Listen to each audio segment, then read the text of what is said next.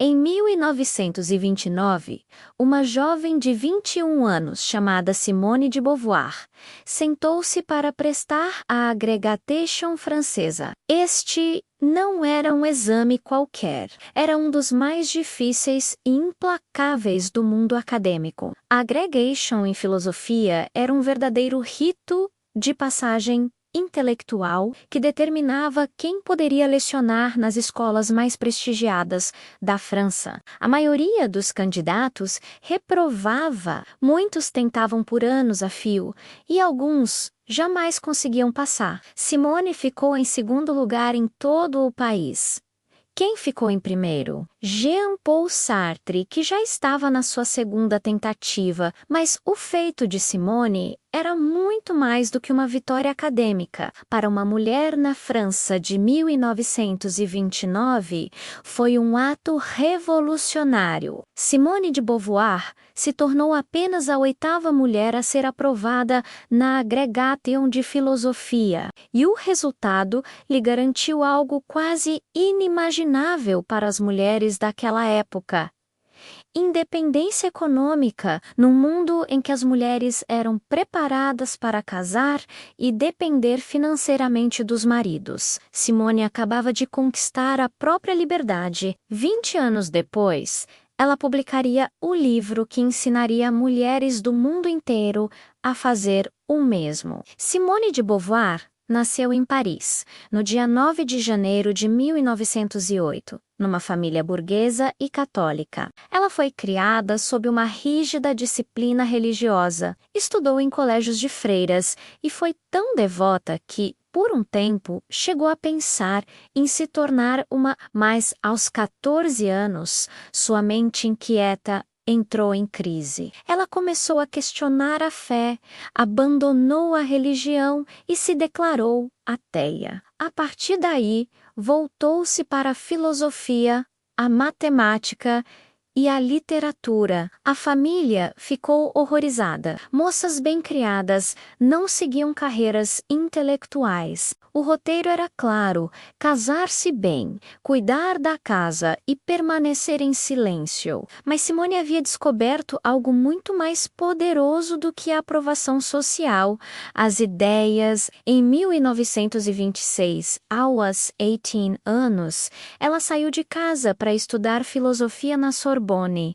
a universidade mais prestigiada da França. Lá, destacou-se rapidamente, devorava livros, desmontava argumentos, desafiava certezas. Durante os estudos e a preparação para a Agrégation, ela conheceu 3 jovens que mudariam sua vida: Jean-Paul Sartre, Paul Nizan e René Mario.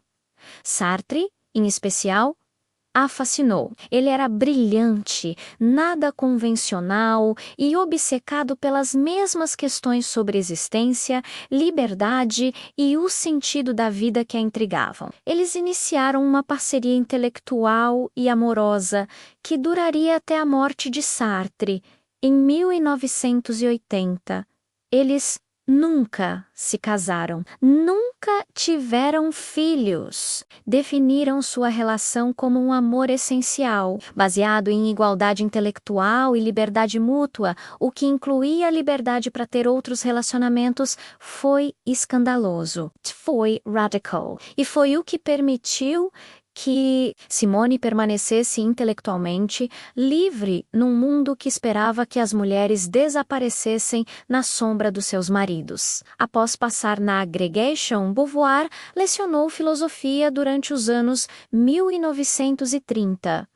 Mas apenas ensinar não lhe bastava. Ela queria escrever, pensar, intervir nos grandes debates do seu tempo. Durante a Segunda Guerra Mundial, com a ocupação nazista da França, ela foi demitida do cargo de professora pelo governo de Vichy.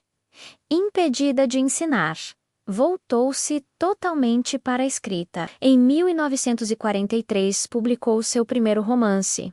Ela veio para ficar, explorando temas existencialistas como a consciência, as relações humanas e a alteridade, ou seja, a forma como nos relacionamos com o outro. O livro foi um sucesso de crítica, mas era apenas o começo. Ao longo dos anos 1940, ela escreveu ensaios filosóficos fundamentais. Em A Ética da Ambiguidade, de 1947, defendeu que, num mundo sem um sentido pré-determinado, o ser humano é responsável por criar seu próprio significado. E essa liberdade carrega o peso terrível da escolha. Junto com Sartre e o filósofo Maurice Merleau-Ponty, ela fundou a revista L'Estongue Modernes, que se tornou a principal voz do existencialismo francês. Então, em 1949,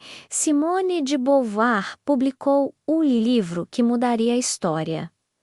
O Segundo Sexo não tinha precedentes. Em 2 volumes monumentais, Beauvoir analisou como as mulheres foram oprimidas ao longo da história, não pela biologia, mas pela cultura. Sua frase mais famosa tornou-se um grito de guerra. Não se nasce mulher, torna-se. O que ela dizia era explosivo. A feminilidade não é algo natural. Os papéis de gênero não são um destino biológico. Tudo o que a sociedade dizia às mulheres que deveriam ser passivas, domésticas, dependentes, emotivas, tudo isso era aprendido, imposto e mantido por estruturas de poder. As mulheres não eram assim. Elas eram formadas para serem assim. O impacto foi imediato e avassalador. Grupos religiosos condenaram o livro. Críticos conservadores o chamaram de imoral. O Vaticano colocou o Segundo Sexo no índice de livros proibidos. Beauvoir recebeu ameaças, cartas do Edil, acusações de querer destruir a sociedade, mas para mulheres do mundo inteiro, o livro foi uma revelação. Ele deu a elas permissão para perguntar: por que eu preciso casar?